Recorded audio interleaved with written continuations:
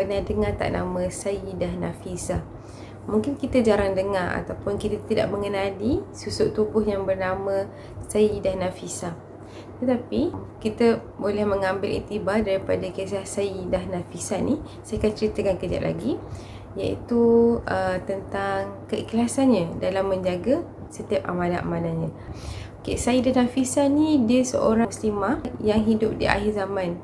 Nah, walaupun namanya tak terkenal pada zaman kita ataupun penduduk bumi, tetapi dia sangat masyhur ataupun sangat terkenal di kalangan penduduk langit. Siapa penduduk langit? Iaitu para malaikat. Tentang Allah beri keistimewaan kepada Sayyidah Nafisah ni, iaitu boleh kita contohi dalam sifat kezuhudan dan keikhlasannya. Sebelum saya menceritakan tentang lebih lanjut kisah yang kita boleh ambil iktibar daripada Sayyidah Nafisah ni, mari kita mengenali biodata sedikit sebanyak tentang biodata Sayyidah Nafisah. Kita tak kenal maka tak cinta, orang kata. Sayyidah Nafisah ni tak jauh ataupun bukan orang lain daripada keturunan Nabi Muhammad SAW.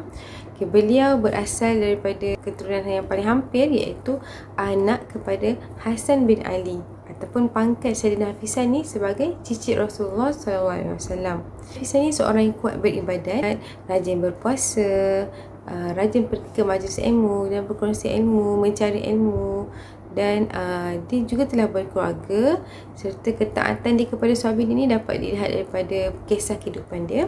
Dan juga dia mengamalkan sifat qanaah serta zuhud dalam kehidupan seharian. Seterusnya, Sayyidah Nafisah ni, kalau kita boleh gambarkan dengan kehidupan pada zaman beliau, duduk di kawasan yang bercampur lah, sebab zaman dahulu dakwah agama Islam masih lagi disebarkan. Jadi masih lagi duduk dalam kalangan percampuran lah, sama ada kawasan Islam, kawasan yang bukan Islam macam kita zaman sekarang. Tinggal lagi Sayyidah Nafisah ni, dia berjiran dengan satu keluarga ataupun sebuah keluarga yang bukan Islam. Sayyidah Nafisah ni dia hidup berjiran dengan sebuah keluarga bukan Islam. Keluarga tersebut mempunyai sepasang suami isteri serta seorang anak perempuan yang sedang lumpuh. Ini keluarga bukan Islam lah. Mereka hidup berjiran seperti biasa. Pada suatu hari, keluarga bukan Islam tu, keluarga bukan Muslim, meminta Sayyidah Nafisah ni menjaga anaknya sedang lumpuh untuk mereka pergi berniaga. Disebabkan anak dia lumpuh ni, dia tak boleh nak bawa dalam keadaan ataupun jangka masa perjalanan yang lama. Jadi dia minta Sayyidah Nafisah ni menjaga anaknya, anak perempuan yang lumpuhnya, sepanjang keadaan mereka. Sayyidah Nafisah ni menerima dengan hati terbuka. Dia tak kisahlah untuk menjaga seperti anaknya sendiri. Ada satu peristiwa, iaitu pada suatu hari Sayyidah Nafisah ni bersama dengan anak yang lumpuh. Setelah mendengar azan, cepat-cepat Sayyidah Nafisah ni meminta izin kepada tetamu dia. Siapa tetamu dia? Iaitu anak yang lumpuh tadilah. Dia minta izin kepada tetamu dia. Dalam ayat beginilah ayat kita, izinkan aku untuk menunaikan solat sebab telah masuk waktu solat. Dia cakap dengan anak yang lumpuh tu. Jadi dia lepas minta izin, anak yang lumpuh tersebut berlaluan lah. Mungkin dalam kita boleh gambarkan, dia tak detail lah cerita, cuma kita gambarkan keadaan rumah yang agak terhad ruangnya. Kemudian Sayyidah Nafisah ni meletakkan anak lumpuh tu di satu sudut di mana menjadi laluan daripada bilik air ataupun tempat mengambil wuduk ke ruangan solat. Jadi anak yang lumpuh ni menyaksikan perbuatan Sayyidah Nafisah mengambil wuduk lalu pergi ke ruangan solat. Mungkin kerana ketidakbiasaan ataupun tak pernah nampak perbuatan mengambil wuduk kan. Jadi anak lumpuh ni menyaksikan Sayyidah Nafisah pergi ke bilik air mengambil wuduk, kemudian pergi ke ruangan solat. Dalam masa perjalanan Sayyidah Nafisah ni daripada bilik air selesai mengambil wuduk ke ruangan solat, air wuduk terjatuh di lantai.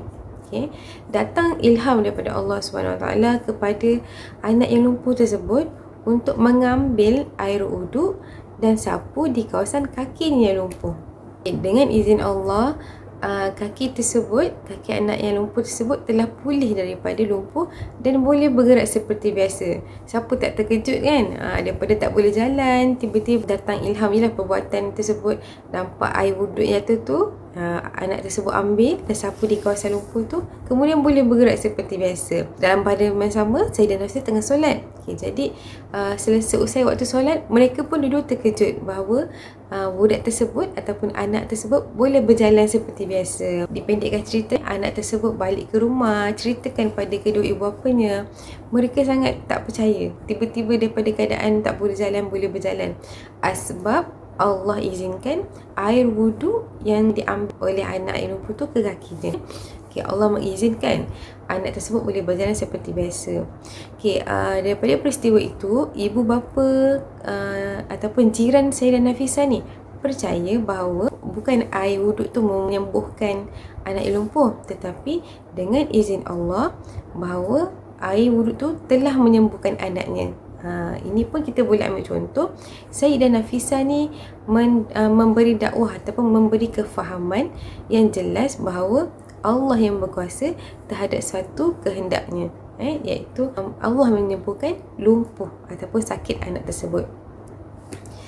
Sebab daripada peristiwa tersebut, keluarga anaknya jiran Sayyidah Nafisah, iaitu yang bukan Islam tu, ibu, ayah serta anaknya telah masuk Islam. Dan Sayyidah Nafisah ni mengislamkan keluarga jirannya. Jadi mereka belajar cara hidup Islam dengan Sayyidah Nafisah ni. Bukan siapa-siapa Sayyidah Nafisah ni, maknanya orang biasa yang mempunyai ilmu, sedikit kefahaman tentang Islam ni, mengislamkan dan memberi kefahaman kepada saudara baru. Jadi, kita boleh ambil iktibar daripada kisah Sayyidah Nafisah ni. Perbuatan dia iaitu yang pertama, kalau kisah yang pertama tadi, dia telah meminta izin pada tetamunya. Sesiapa pun tetamu dia minta izin untuk melaksanakan amalan seharian dia, amalan wajib dia, iaitu solat. Kita kena ambil tahulah adab dengan tamu ni, kita kena menghargai ataupun melayani tetamu sebaiknya. Jadi bila tiba-tiba pada waktu solat, kita nak tinggalkan tetamu, kita minta izin tamu, okey nak solat je, ataupun kalau kita lah tetamu yang datang kita tu orang Islam, ajak je solat sekali, lagi dapat banyak pahala. Yang keduanya, kita boleh ambil tiba daripada bukan menggunakan pangkat ataupun bukan menggunakan title kita ni untuk memberi dakwah kepada orang. Kita sendiri kena cari ilmu serta kena berkongsi ilmu dengan orang sekeliling kita.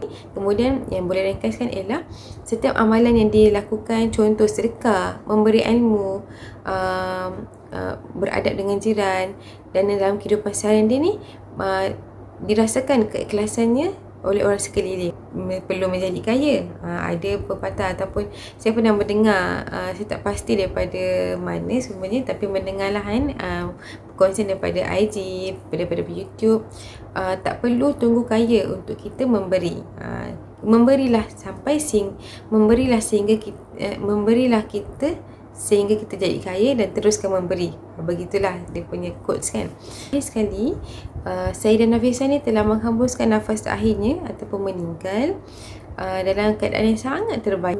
Iktibar daripada susuk tubuh ataupun personality Sayyidah Nafisah ni yang saya kongsikan serba sedikit, atas sifat yang taat kepada Allah. Akhir sekali, nak belajar mengaji, boleh subscribe serta klik di ruangan di bawah.